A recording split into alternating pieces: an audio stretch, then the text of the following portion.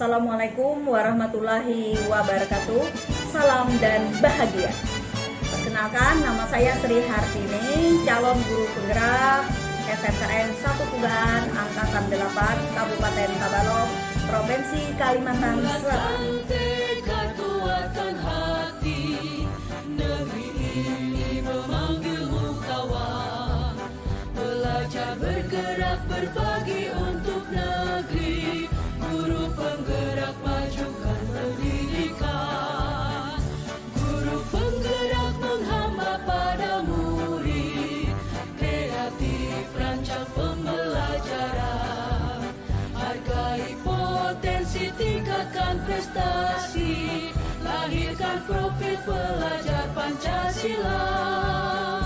Belajar bergerak berbagi untuk negeri, kita menjalin kolaborasi. Belajar bergerak berbagi untuk negeri, demi bakti pada Ibu Pertiwi.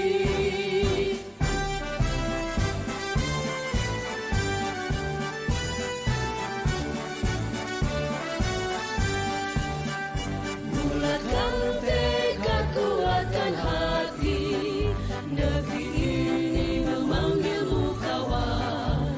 Belajar bergerak berbagi untuk negeri, guru penggerak majukan pendidikan.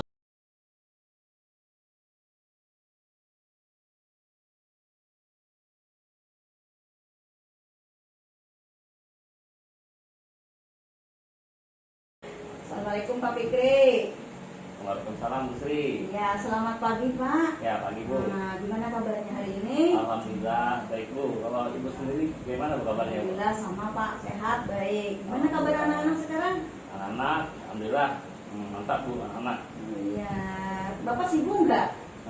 Enggak sih Bu, kebetulan ini lagi jam kosong Bu. Oh iya, bisa minta waktu sebentar ya Pak? Bisa Bu, bisa aman.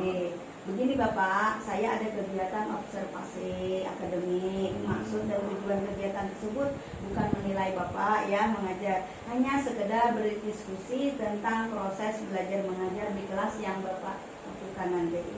Ya. Bapak, kapan ada rencana masuk mengajar Pak? Nah, kalau untuk mengajar ya Bu ya, rencananya ini habis jam isya pertama Bu. Saya ada masuk ngajar di kelas 10 TKRO 1. Oh ya, ini sebentar aja Pak ya, minta waktunya 15 aman, menit. Oke. Nah, jadi apa sih mapelnya Bapak yang akan masuk nanti Pak? Mapelnya nanti itu ada pelajaran produktif otomotif. Nama mapelnya pekerjaan dasar teknik otomotif Bu. Oh, apa itu Pak? Nah, jadi di sana kita untuk pembahasannya nanti saya akan mengajarkan pembahasan tentang alat ukur elektrik sama alat ukur hidrolik Bu.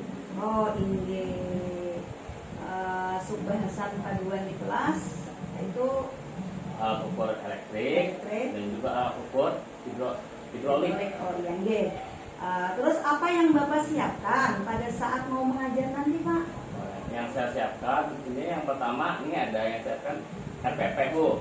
Ada RPP, kemudian saya menyiapkan materinya. Nah materinya itu berupa nantinya saya akan tampilkan video tentang cara penggunaan alat ukur tadi, bagaimana cara menggunakannya, apa saja fungsi-fungsinya, dan bagaimana cara mengukurnya Bu. Jadi ada video, ada juga nantinya alat ukurnya sendiri buat mereka praktek di kelas. Tadi kan Bapak sudah bicara membuat rencana pembelajarannya. Ya. Kalau boleh saya lihat, boleh Pak? Boleh Pak, Bu. Nih. Oh ini ya? Ya.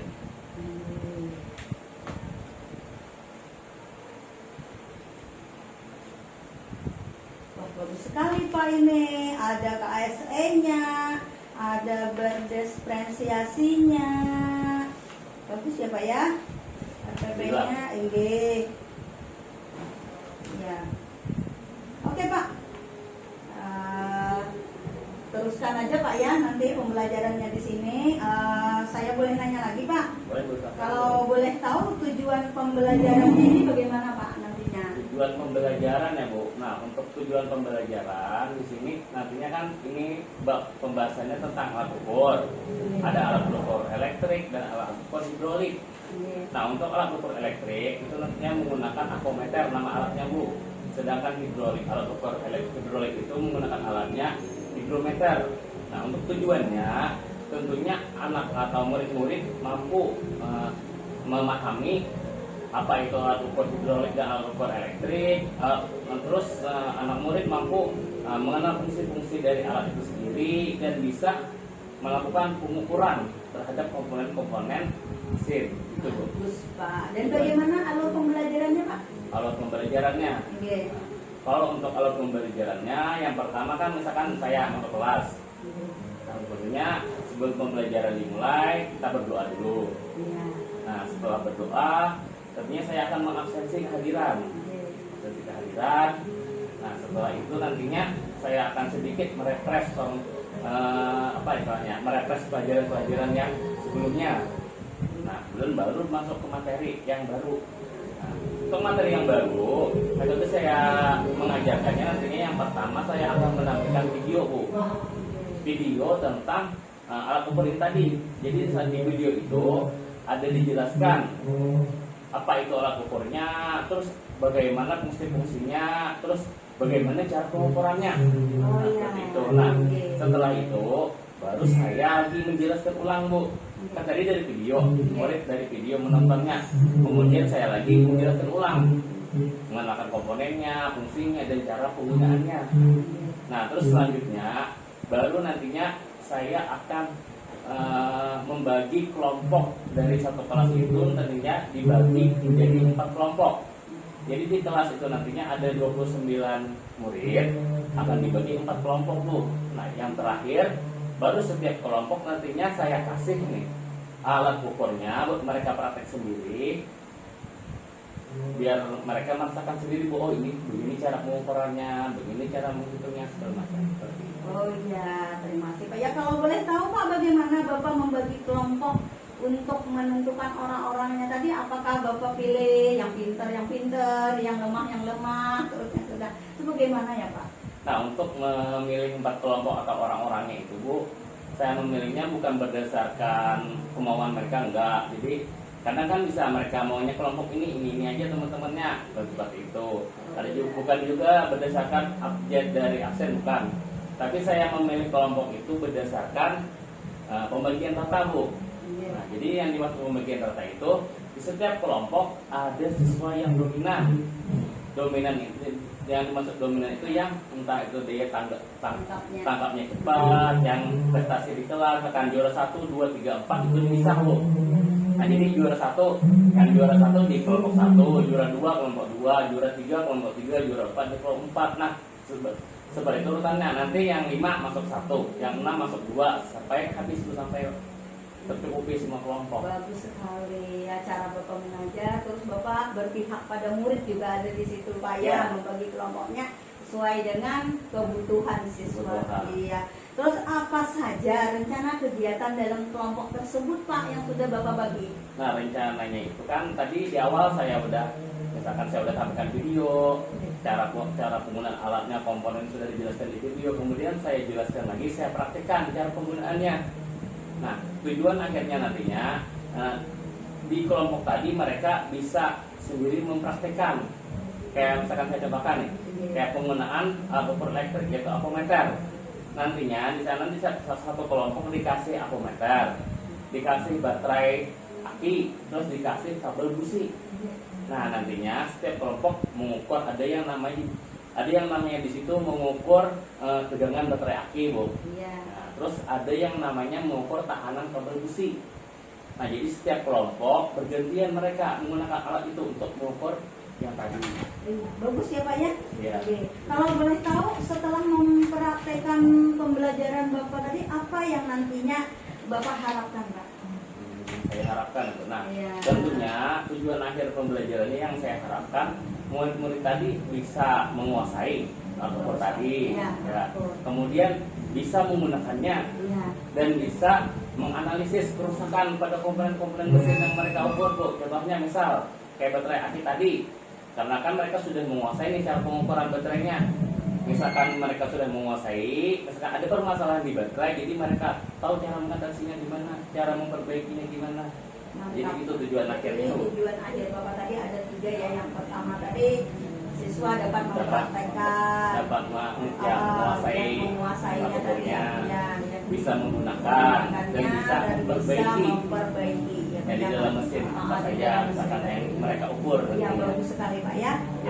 Dari tujuan yang Bapak sampaikan tadi sudah bagus, dan terus tentang terus tingkatkan lagi apa ya agar yang lemah tadi bisa bisa lebih paham lagi ya Pak ya. Semangat Pak mengajarnya ya.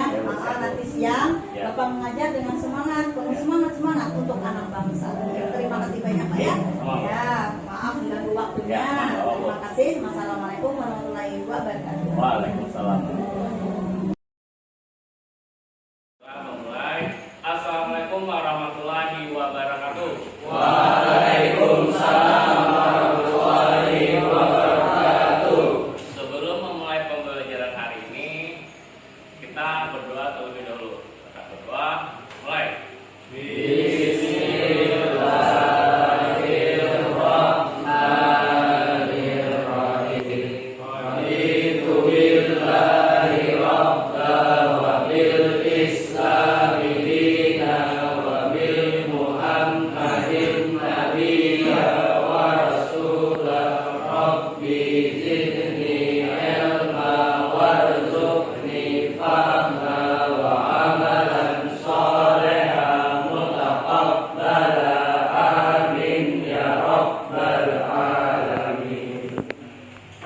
Selanjutnya Bapak akan mengabsen. Yang pertama Ahmad Rasidi, Ahmad Jidan, Ali Hamsa, Diki, Gusti Aminuddin, Ekbar Ramadan. Apa keterangannya? Keterangan. Adit,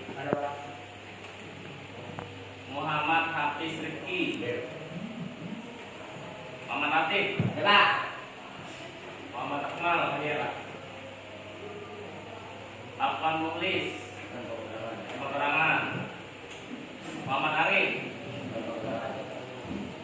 Abdul Rahman, Muhammad Hafiz, Muhammad Ehsan, Muhammad Nofirza, keterangan. Muhammad Irfan Yudi, keterangan. Muhammad Ridwan, Muhammad Indra, Muhammad Rizki, Muhammad Wahyu Nur, Muhammad Yusuf, Dijin, Mujib Rahman, Rafli, Briandi,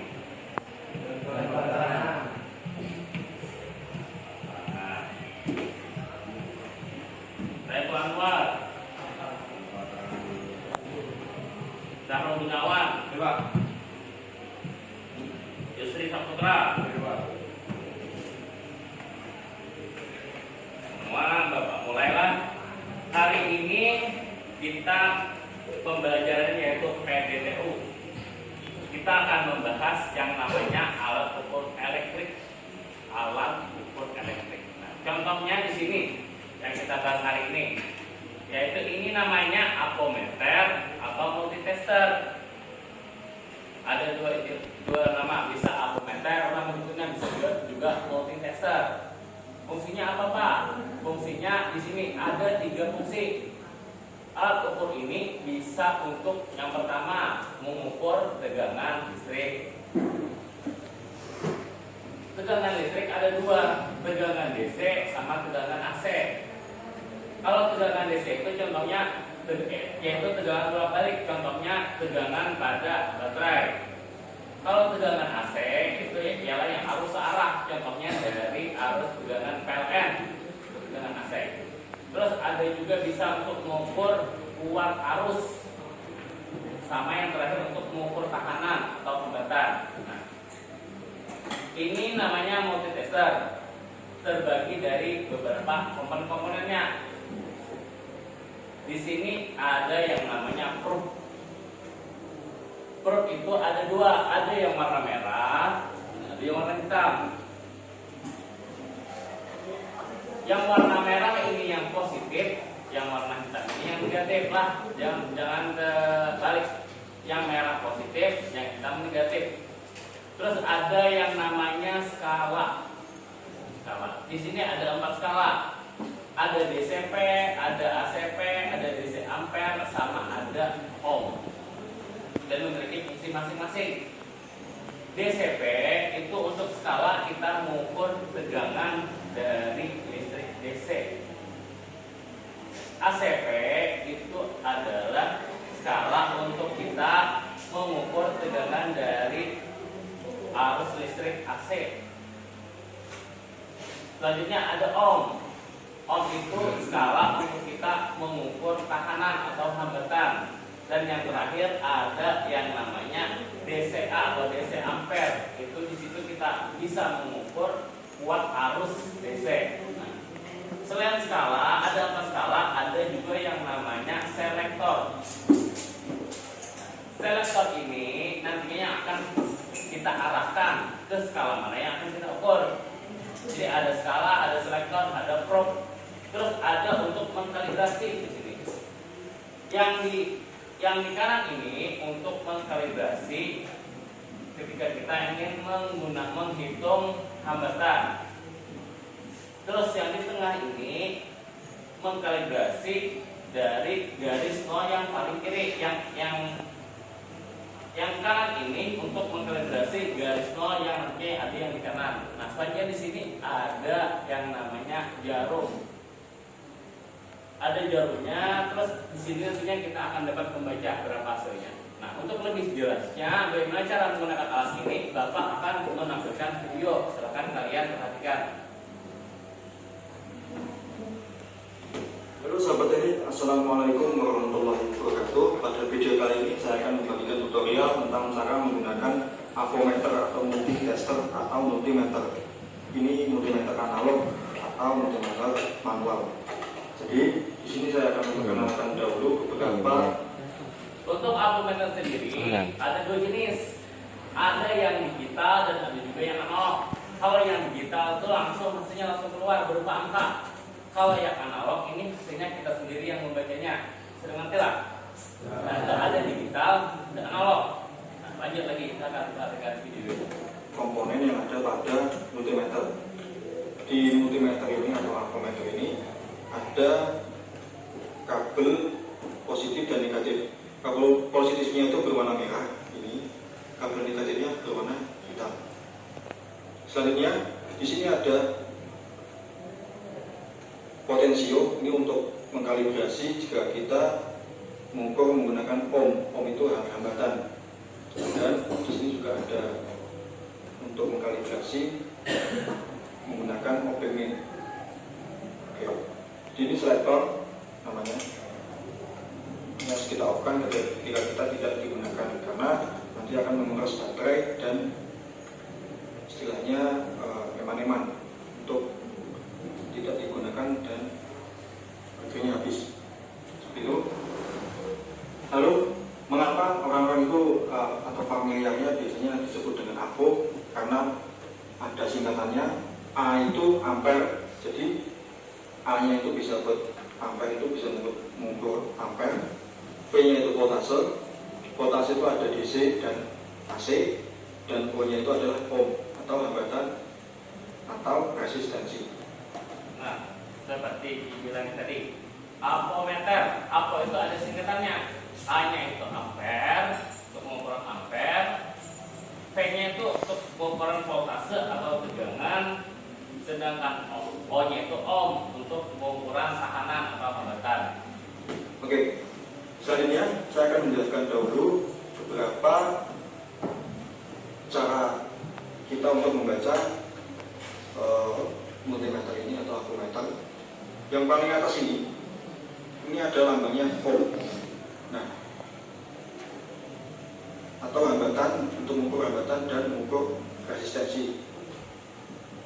Di sini berwarna biru. Di sini juga ada lambangnya ohm untuk mengukur hambatan atau resistensi sampai 2000 dan 1000 K. Selanjutnya di sini ada voltase dan ampere. Jadi ketika kita mengukur menggunakan voltase baik DC maupun AC, yang kita hitung atau yang kita baca yaitu selektor pada garis ini. Jadi ini 0 semua kan? Nah, kita gunakan saja. Semisal kita menggunakan selektor nomor 10, selektor 10, ya 0 sampai 10 kita bacanya. Tapi mengacunya pada garis dari sini dan dimulai dari sini. Oke, paham ya? Terus kalau 50 berarti 0 sampai 50. Nah, ini tinggal jalurnya ini menuju ke angka atau ke garis berapa yang dibaca. Contoh di tengah-tengah sini berarti kan ini 10, di sini 5, di sini 15, 20, ya seterusnya. Kalau kita pakai selektor 250 berarti yang paling atas sendiri. Nah, sama saja. Ini di sini itu ada beberapa garis. Nah, kalau di sini jalurnya menuju ke sini berarti di sini 25. Nah, di sini berapa, di sini berapa hingga 250. Nah, pertanyaan kalau 1000 ini di sini nggak ada selektor atau informasi untuk membaca 1000. Nah, jadi untuk cara membaca, misalkan kita ingin melakukan pengukuran hambatan atau tekanan, yang kita cara membacanya yang garis yang ada di atas ini, set yang ada di atas, angka-angka yang ada di atas ini yang kita baca. Yang kita baca di atas bila kita melakukan pengukuran tekanan atau hambatan. Sebelum kita melakukan pengukuran untuk tekanan atau hambatan kita menggunakan skala ohm, kita harus mengkalibrasi dulu alat ukurnya. Mengkalibrasi itu artinya menolkan ini, jarum startnya dari 0 sini dan hasil akhirnya nolnya dari sini juga. Ketika caranya ini, kita lihat dulu jarum yang di kiri. Sebelum kita gunakan, kita lihat dulu jarum yang di kiri. Sudah sejajar dengan 0 atau belum? Nah, misalkan sudah sejajar dengan 0, berarti sudah 0. Kalau belum sejajar dengan 0, kita putar yang di sini. Ini untuk skala mengkalibrasinya. Ini kita putar, kita nolkan. Selanjutnya 0 yang bagian kanan pulang. Kita kenakan probe ini. Kita arahkan dulu ke skala ohm yang kita gunakan. Terus kita sentuhkan ini probe-nya. Yang plus sama min kita sentuhkan. Kita perhatikan di kanan jarumnya itu sudah sejajar dengan 0 atau belum. Misalkan jarumnya itu belum sejajar, kita putar yang di sini. Di sini kita yang putar. Kita sejajarkan dengan nolkan. Apa tujuan mengkalibrasi? Ya, dia tahu lah. Agar apa?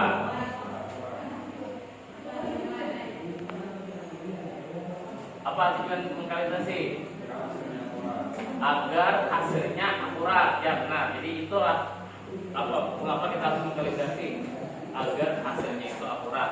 Nah, selanjutnya, misal kita ingin melakukan pengukuran tegangan, baik itu DCP atau ACP, yang mana yang kita baca? Yang kita baca angka yang ada di sini nih. Angka yang ada ini tergantung angka berapa yang kita gunakan. Misal Bapak pengen menggunakan angka 50 yang ada di skala DCP ini. Nah, angka yang 50 nantinya yang akan kalian baca yang ada berada di tengah ini. Di antara 10, 50, 250 yang tengahnya kalian baca. Kalian lihat pergerakan jarumnya ke kanan. Berapa pergerakannya? Misalkan di sini 2 strip setelah 10, berarti berapa tegangannya? Berapa? 2 strip setelah 10? 12. Misalkan di sini berada di tengah-tengah dari 10 dengan 0, berapa tegangannya? 5. Nah, jadi di situ membacanya. Misalkan yang 50 yang di tengah, Misalkan yang 250 yang di atasnya, dan misalkan yang 10 yang di bawahnya. Ngerti lah? Selanjutnya untuk membaca DC ampere itu yang bagian bawah ini. Nah, kita lanjutkan dulu ya. Selektor siku ini tinggal dikali 4 mikrofarad atau arus bolak-balik itu biasanya terdapat pada instalasi rumah. Arus itu menuju ke angka berapa, ini tinggal kita hitung. Oke, di sini juga ada tarik ada informasi kita segini, dan di sini ada desibel. Oke, langsung saja kita mengukur. Hanya contoh kita mengukur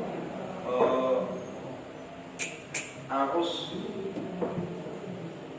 instalasi listrik. Nah, di sini pengukuran voltase tegangan. Ketika kita mengukur menggunakan AC atau arus bolak-balik, itu biasanya terdapat pada instalasi rumah, atau kalau kita mengukur pada sepeda motor yaitu output dari 10, itu masih AC belum DC ya. Nah, jadi ketika kita mengukur instalasi rumah itu besarannya dari 220 sampai 230-an atau 240. Berarti kita gunakan selektor yang 250. Mengapa? Karena wajib kita lebihkan ketika kita tidak mengetahui atau kita tidak tahu berapa yang kita ukur. Nah, nanti agar tidak merusak komponen di apometer sendiri. Karena nanti kalau kita kurang dari 220, maka akan merusak komponen yang bagian AC port. Misalkan tapi lainnya tidak rusak, tapi itu ini akan merusak fungsi pada selektor AC port. Lalu untuk mengukur AC port itu bolak-balik bisa. Misalkan di sini stop kontaknya, di sini AC yang plus atau di sini min, atau di sini min, di sini plus sama saja. Oke. Kita bacakan.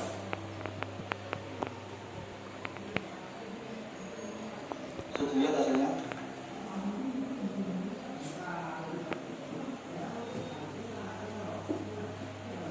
Oke, cara membacanya yaitu di sini kita pakai 200, setelah itu 250, 0 sampai 250.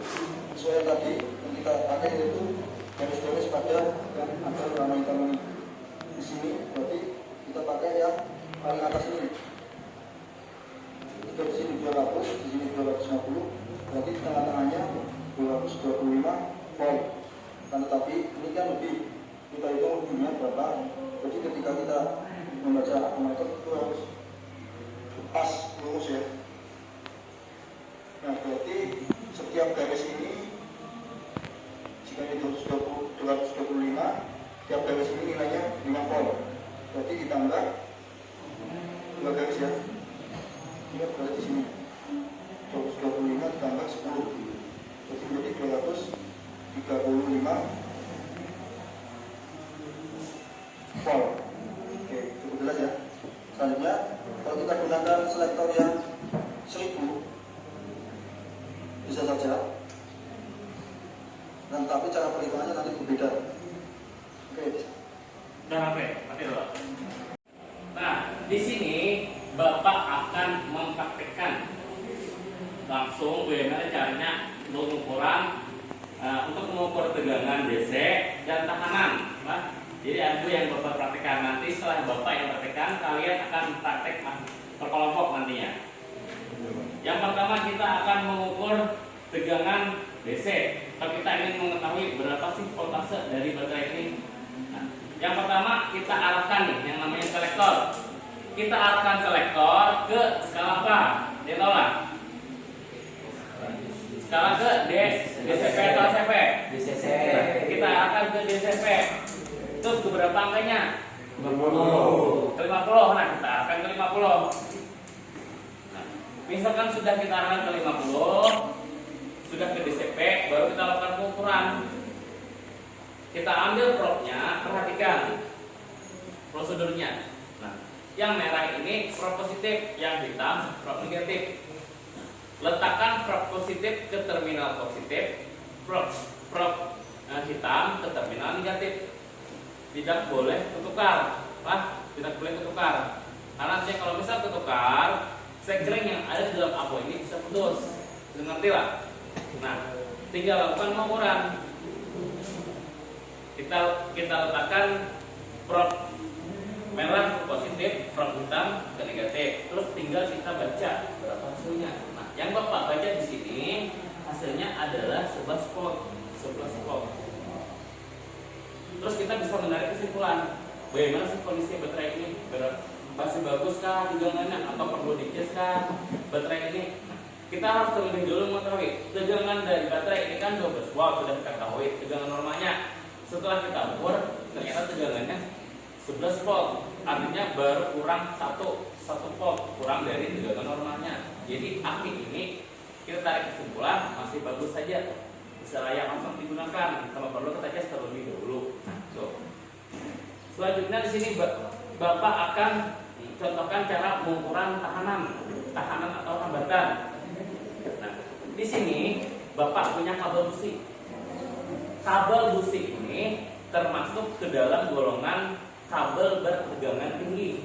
Kabel bertegangan tinggi. Nah, untuk kabel bertegangan tinggi itu tahanan maksimumnya yaitu 25 kilo ohm. Tahanan maksimumnya 25 kilo. Nah, kita sudah ketahui nih, tahanan maksimumnya 25 kilo. Artinya bila di bawah 25 kilo kabel besi ini masih bagus. Dan apabila di atas 25 kilo kabel besi ini udah tidak standar atau tidak bagus. Dan apabila misalkan tidak ada pergerakan pada jarum, apa kemungkinannya? Putus. Kabelnya yang putus. Nah, sini Bapak coba mengukurnya. Yang pertama kita arahkan ini. Kita arahkan selektor ke yang namanya skala ohm. Nah, untuk skala ohm ada banyak angka-angkanya. Ke angka berapa kita marahkan? Ke angka berapa? Ke angka kali 1K. Kali 1K. Selanjutnya kita kalibrasi dulu. Kita kalibrasi. Misalkan jarum yang di kiri sudah sejajar dengan 0, kita perhatikan jarum yang di kanan. Jarum yang di kanan kita tinggal sentuhkan prop positif dan prop negatif kita sentuhkan. Terus kita lihat jarum yang di kanan sudah sejajar dengan 0 atau belum.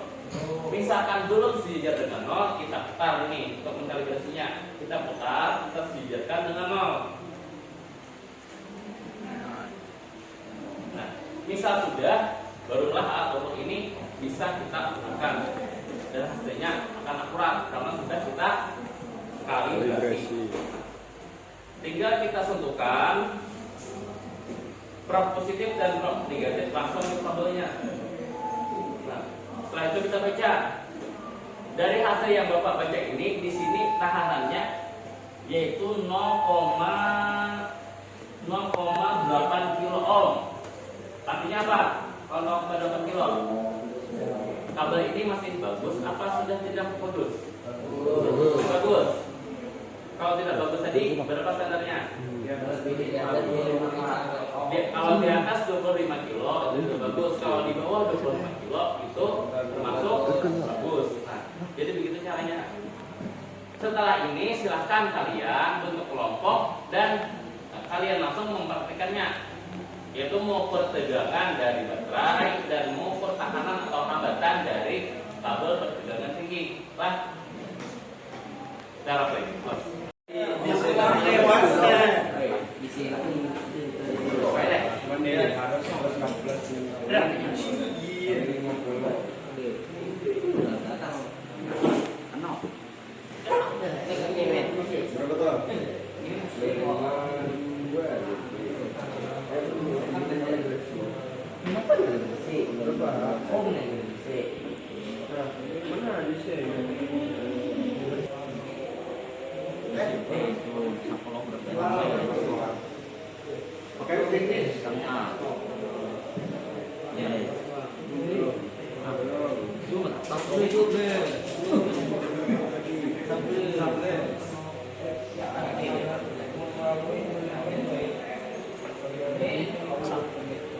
bikinnya apa?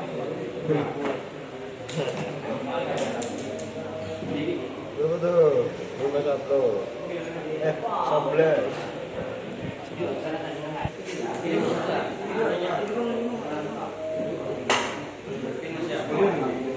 Bagus. Yo, halo Tra.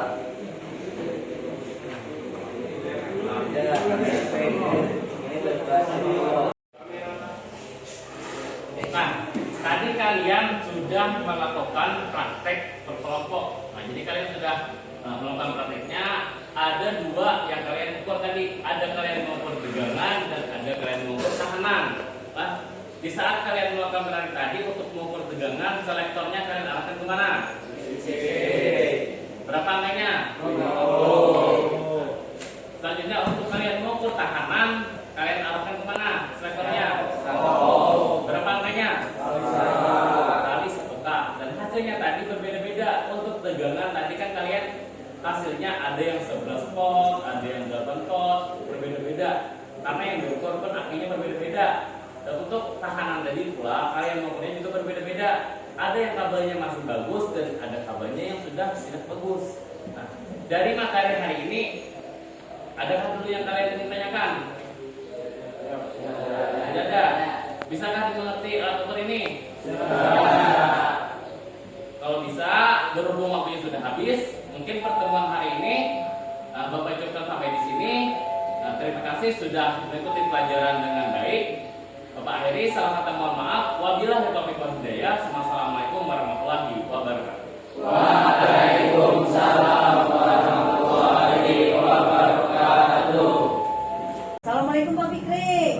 Salam Bu. Selamat sore ya Pak. Ya, sore juga Bu. Apa kabarnya?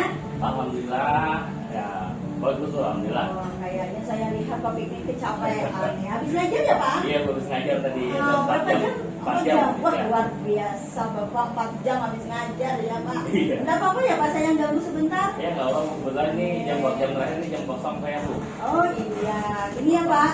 Gimana sih rasanya perasaan Bapak setelah mengajar tadi Pak? Yang tadi ya Bu ya. Iya. Nah, ya lumayan senang lah Bu. Oh iya, ada kendala Pak pada saat mengajar tadi Pak? Ya kalau dibilang tanya ada kendala, ya pasti ada Bu kendalanya Bu. Di saat mengajar tadi ada beberapa kendala yang saya alami di saat proses belajar mengajar tadi. Ceritakan Pak. Jadi, ya. jadi kendalanya begini Bu. Nah, misalkan kayak ada beberapa anak ketika saya mengajar, kan tadi berbagi kelompok nih. Oke. Di kelompok tadi ada yang asik main HP. Dan seharusnya mereka melakukan praktek dengan alat ukur, Oke. tapi mereka ada sebagian anaknya asik main HP Bu. Nah Oke. itu kendala yang satu. Kendala nomor 2, nah di saat saya menampilkan video pembelajaran, ada sebagian anak juga yang ngantuk-ngantuk Bu. Jadi mereka tidak fokus Oke. memperhatikan Oke. di layar video, mereka ngantuk-ngantuk. Tuh, terus ada juga kendala dari di saat pembagian kelompok, di saat mereka praktek, kendalanya itu keterbatasan bahan praktek dan alat praktek Bu. Itu ya Pak yang kendalanya. Nah, jadi kayak misal satu kelompok kan 7 sampai 8 orang, Oke. sedangkan alat prakteknya cuma satu dikasih, satu alat ukur elektrik atau alat ukur hidrolik, dan bahannya juga ada satu baterai, ada satu kabel busi. Oh iya. Nah, jadi mereka tidak merata pembagian jamnya untuk penggunaan alatnya. Kadang ada anak yang Belum sempat. belum ya. sempat, ada anak yang lama menggunakannya, jadi yang membantu. nggak gantian gitu, keterbatasan di situ Bu. Oh, dari kendala itu tadi ya Pak, adakah caranya untuk mengatasi permasalahan Bapak tadi itu? Kalau cara untuk mengatasi yang tadi, untuk kedepannya Bu, kebetulan minggu depan kan nantinya saya akan masuk lagi di kelas yang saya ada tadi, Iya. ya kelas yang sama. Nah nantinya untuk mengatasi kendala itu yang pertama tadi masalah ngantuk ya Bu. Iya, Kalau masalah ngantuk. ngantuk tadi, Iya. ngantuk saat pembelajaran, nanti saya akan cari materi video yang lebih menarik lagi Bu. Oh iya, Ya. bagus Pak. Jadi pembelajaran yang lebih menarik, bahasanya itu yang tidak bikin ngantuk. Luar biasa Pak. Ya. Terus kalau alatnya tadi Pak, Nah kalau yang saya susah, Pak? sebelumnya alat tadi ini ada yang salah HP Bu. Iya, Nah, apa? nah itu mungkin saya kurang apa bahasanya ya. tidak melakukan kesepakatan di awal. Oh iya, Nah, kesepakatan kelas. jadi nantinya saya akan membuat kesepakatan kelas di awal, Bu. Jadi di kesepakatan itu salah satu bunyinya nantinya setiap pembelajaran HP itu harus dikumpul dulu ke meja guru di depan. Oh iya, mantap. Jadi Iya. ya, anak murid biar fokus belajar, jadi tidak iya. terfokus dengan HP lagi, entah itu ada apakah masuknya HP, jadi mereka fokus aja di belajar.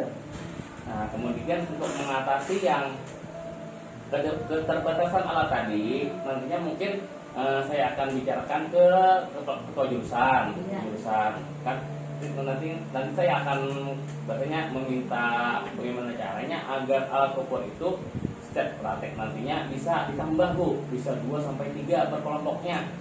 Jadi biar mereka banyak alatnya, gampang semuanya semuanya mencoba misalnya menggunakan alat Menggunakan ukurnya. alat secara bergantian ya, Pak, Iya, ya. iya. Oh mantap sekali Pak. Usaha Bapak untuk kedepannya agar lebih fokus lagi mengajar anaknya tadi ya. Yang pertama tadi secara apa tadi? Kesepakatan kelas Ya, ya Pak ya. kesepakatan kelas. Mungkin anak lebih tertib nantinya ya, tidak memegang HP lagi. Terus apa tadi Bapak ya? Masalah Mengajukan alat nanti ya lah agar bisa anak menggunakan semua merasakan praktek ya materi tadi yang Materi. ngantuk. Ya, yang ngantuk tadi juga Sama ini juga baru, apa? lagi satu saya ketinggalan. Ini sama kan bahasanya kalau saya mengajarkan itu kan sudah bahasanya sudah berdiferensiasi. Iya, iya Kalau saya berdasarkan di berdiferensiasi. RPP, kalau ini sudah misalkan saya katakan saya sudah sampaikan video dengan ada video. Ada juga murid yang bahasanya cepat tanggap misalkan dengan saya ajarkan langsung, saya praktekkan langsung. Dan ada juga murid yang bahasanya dikasih alatnya nih, mereka sendiri yang melakukan. Dikira saya itu sudah mencukupi untuk berdiferensiasi. Jadi ada berbagai macam metode pengajarannya di sana. Tapi kenyataannya ada masih beberapa anak yang tidak paham-paham, Bu. Nah, gitu. Ini itu mau butuh perhatian Bapak kayaknya ya Pak ya. Ya. Jadi berpihak pada murid ya Pak. Ya, kayaknya itu perlu, pastinya perlu kita ulang-ulang lah kita pendekatan, kita ulang-ulang ajarkan biar Mantap, mereka Pak. bisa paham. Ya, Bapak mengajar sudah memahami bagaimana keterpihakan terhadap murid ya Pak ya. Iya. Ini bagus sekali Pak, terus tingkatkan. Terus apa yang dilakukan Bapak ke depannya nanti Pak? Yang dilakukan ke depannya nanti, ya tadi Bu, mengatasi permasalahan tadi. Yang permasalahan tadi nantinya saya akan perbaiki. Yang tujuan akhirnya yang tentunya pasti untuk kenyamanan murid untuk belajar. Yang intinya nantinya yang berpihak pada murid. Iya, luar biasa Pak. Ya. Semangat Pak ya. Ya, Semangat Pak. Terus tingkatkan lagi pengajaran berdiferensiasi Ya, Bapak ya nanti. Terus berdiferensiasi. KSE-nya juga ya Pak ya ada ya. Nah Bapak bisa membagi siswa tadi dalam kelompoknya, sosial emosionalnya Bapak cukup bagus sekali ya Pak ya. Terima kasih Pak ya atas Ya. waktunya. Ya, sama-sama. Mudah-mudahan Bapak kedepannya lebih baik lagi mengajarnya. Ya, Gitu. oke. Jadi kecerdasan anak bangsa kita Pak. Ya, Ya, saya terima juga kasih. ini Bu, Pak, bahasanya berterima kasih kepada Ibu. Amin. Berkat adanya diskusi ini, nah jadinya saya sadar nih, oh begini caranya menghadapi anak murid. Oh begini cara masalah sosial emosional tadi mengatasinya bagaimana, mengatasi permasalahannya bagaimana. Jadi